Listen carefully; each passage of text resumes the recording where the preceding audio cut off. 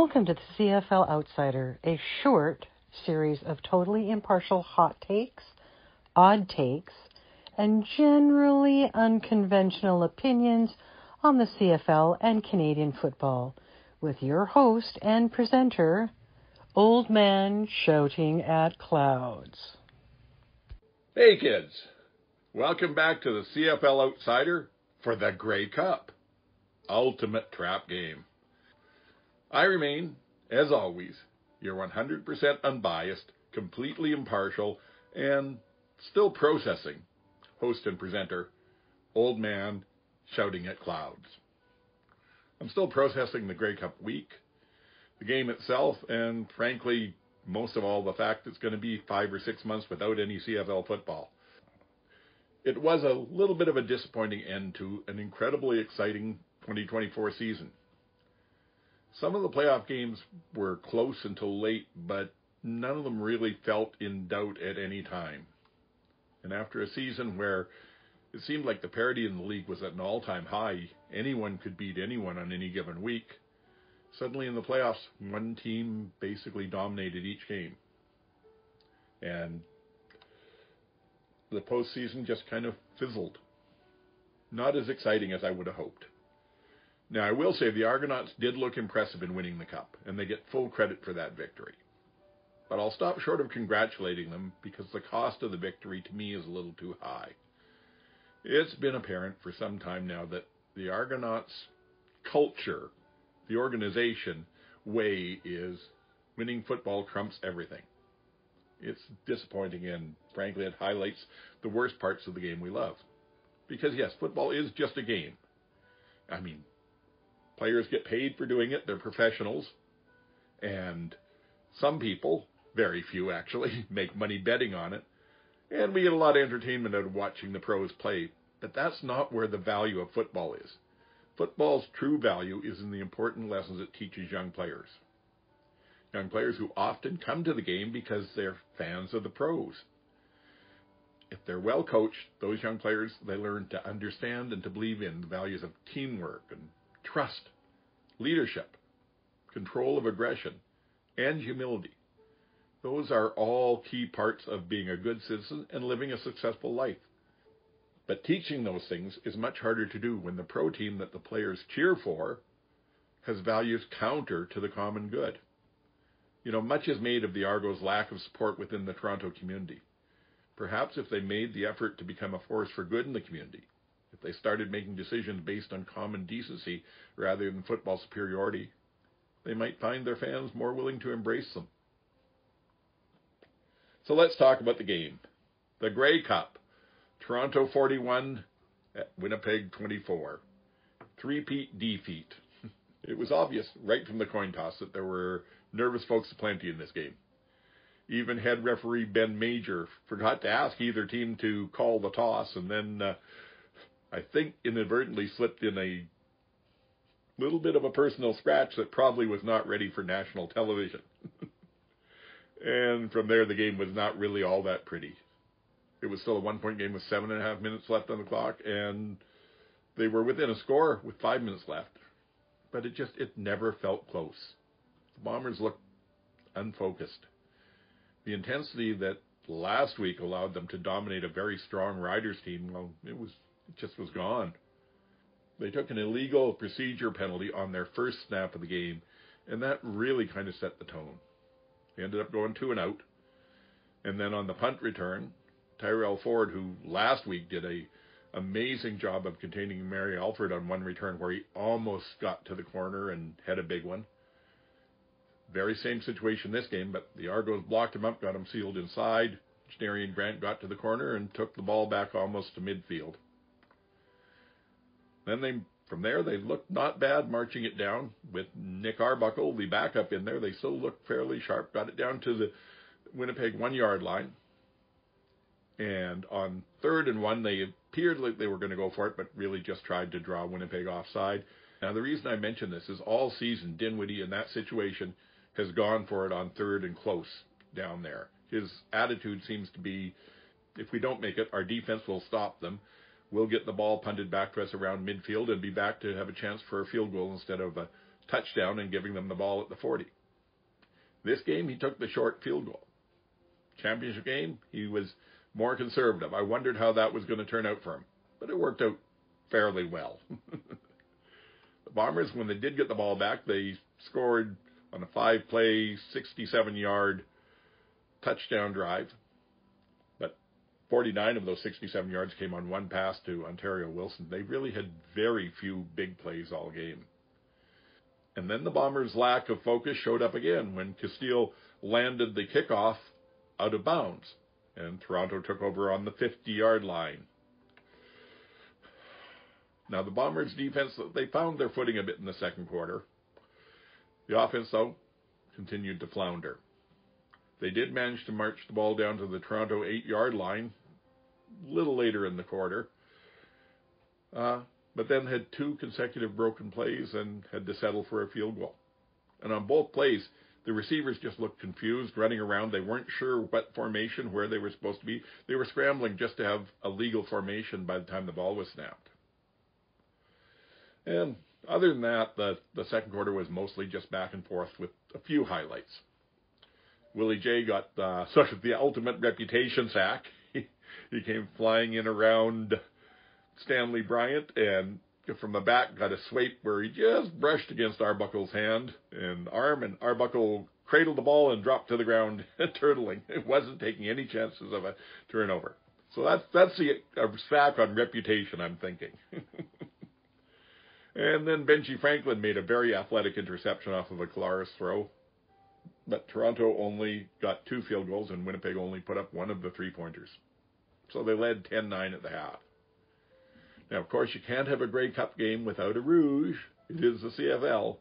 And Toronto got the obligatory one out of the way early in the second half with a punt that went into the end zone and tied the game up at 10-all. Later in the quarter, the Argos got another nice touchdown catch from Kevin Mattel after Lucky Whitehead fumbled a punt return and gave the ball back to the Argos on the Winnipeg 17. Winnipeg did manage to get a field goal back after Bonds picked off Arbuckle on the Toronto 20. But they weren't able to move. They could not get into the end zone well at all. And on that last play, Collaros hit his hand on a helmet and split one of his fingers on his throwing hand open. He had to go back to the locker room for stitches.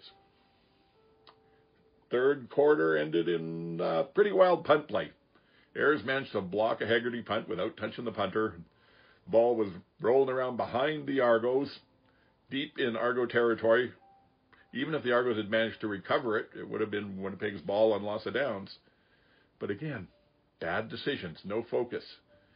Kyrie Wilson for the Bombers shoved one of the Argos out of the way on his hurry to get to the ball, which is a very rare loose ball interference penalty, and that by rule gives the ball back to the Argos.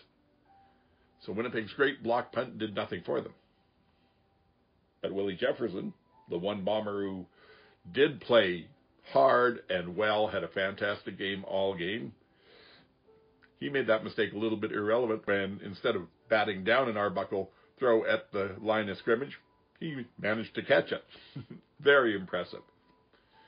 And with backup quarterback Terry Wilson in the game now while Zach was getting his hand tended to, the Bombers were held to a field goal again.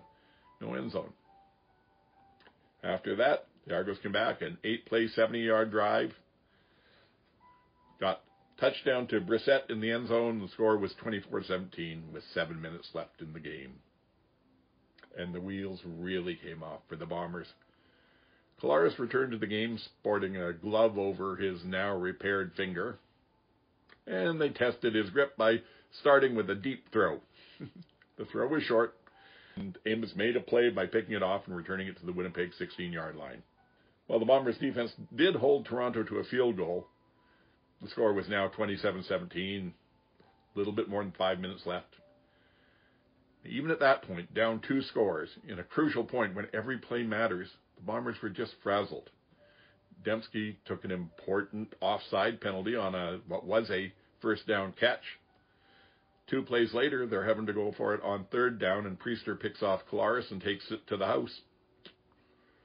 A kickoff from that, 2 plays later, and it's McManus picking off Collaros. And then Toronto takes over, and Carey runs one in from the 4. Winnipeg did manage one more garbage time touchdown, but that, while it made the score a little more respectable, was really irrelevant. And that was the game.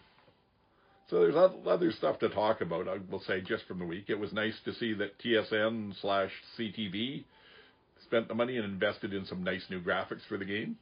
A nice flashy new look for the quarter time stats. And they had a very nice graphic of Mount Rushmore for the rushing Canadians, with basically a mountain with the graphics of Kwong, Cornish, Harris, and Oliveira carved into it. I was also unimpressed, I have to say, with Pinball Clements' context during the week about the whole Chad Kelly situation this year. He talked to the media about how it made the Argos a better team, how they'd made changes, and they were talking more directly with their female staff, and a bunch of other, frankly, boilerplate type stuff. But when asked to give any actual details, any changes in policy, anything that they had done that would specifically address the situation, he wouldn't give anything, citing privacy and the bargaining agreement as reasons why he can't talk about it. Didn't ring true to me. Rang false. That's an organization. I hate to see it with Pinball because he seemed like a good man, but had to clean it up somehow if they ever really want to endear themselves to the fans again. I will say that in the Eastern Final, the Alouettes pretty much gave up the ball without any real strong effort from the Argonauts defense. They were dropping it and fumbling it with little impetus.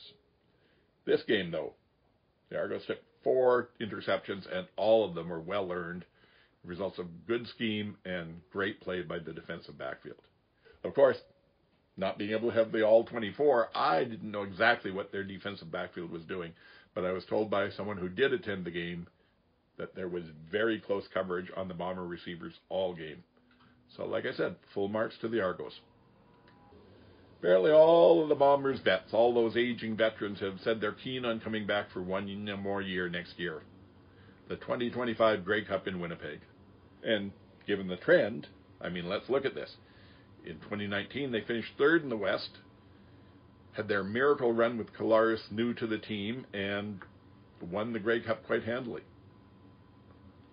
2 years later, post-COVID, after the missed season, they finished 1st and won the Grey Cup in overtime. Eked it out a little bit. Nice interception to close that one off, but it was closer. 2022, they won the West and lost the Grey Cup on a blocked field goal. In 2023, they won the West and lost the Grey Cup on a last-minute touchdown pass to Tyson Philpott. And in 2023, they won the West, but were within a Montreal BJ of finishing in 2nd place, and frankly got blown out in the 3rd quarter of the Grey Cup.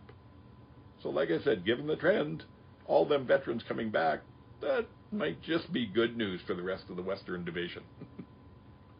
And it makes me wonder, is it time to start calling them the Winnipeg Bills Bombers yet? I'll also finish this off for the season with a special nod to the Riders fans, who are probably even now falling asleep dreaming of winning the 2025 championship in the Bombers' house. And that's about it. It's been a hell of a ride, but we're done with another season of Canadian football. Thank you to all of you who've discovered this and supported the show here. Looking back, it's been a fun rookie season for me. I got to admit, if you check out the first shows, they're pretty cringeworthy. If you want something like along the lines of bad shows that are so bad they might be worth watching, maybe you want to go back and pick up some of the preseason ones and early on. But I started figuring things out as the season wore on. I feel like I got a more consistent voice and format, and seem to have made it entertaining enough that a bunch of you are sticking with it. So hopefully you've enjoyed it. Be doing some off-season CFL content off and on, taking a look at the draft and at free agency, maybe any trades, anything like that. So there will be some stuff, but it'll be a lot more irregular. If you haven't subscribed to the channel yet, please make sure you do so before you leave here. And then that way you won't miss any of the off-season tidbits, and I'll be right there in your notifications to start out next season, and we can enjoy this all together. If you wanted to respond to anything that I've said today, or frankly all season, please leave a comment if you're watching on YouTube, or if you're listening on a podcast or you don't like leaving public content, you can also find me at Mastodon, where I'm at oldman_shouting@clouds, and on Blue Sky, where I'm at oldman-sac.bsky.social. And on Reddit, I'm u/oldmanshoutingcloud. Of course, there's also good old-fashioned email if you'd rather do that. Oldman, all one word, .shouting@clouds@shaw.ca. And if you didn't get any of those, don't worry, they'll be in the show notes. You can just look them up there. Please let me know what you're doing. I also hope to be doing some non-CFL content during the off-season, just to keep my hand in and to get better at podcasting, so I'll be even better next year for your enjoyment. I'll send out a short teaser when those start to drop, and you'll be able to decide if you want to subscribe to them or just come back for the football next year. That's it. I hope you have a wonderful winter. I hope things go well for your family, you, your loved one, everyone, and I can't wait to see you again when it's time to play some more football. But until then, until next time, get the hell off my lawn!